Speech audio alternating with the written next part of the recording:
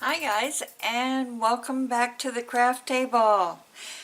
As you can see, these are the pour paintings on tiles, and this one's on a canvas, and this is the last of the set for my sister. And today I need to finish it, and by finishing it I mean put resin over the top. And as you can see, this is the one canvas that I did for her. She already has her tile, and it's just absolutely beautiful. So today I am going to put resin on the canvas and these 4 tiles, and easy peasy, right? Well, I say that now. So let's get to work, shall we?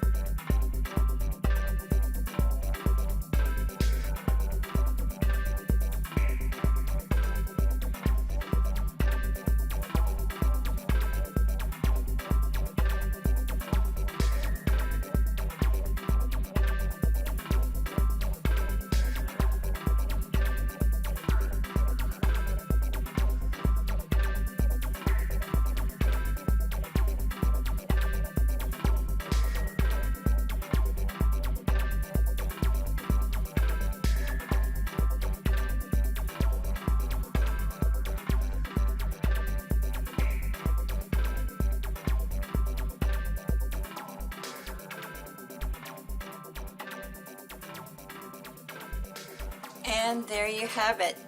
As you can see, 10 ounces, well actually 8 ounces,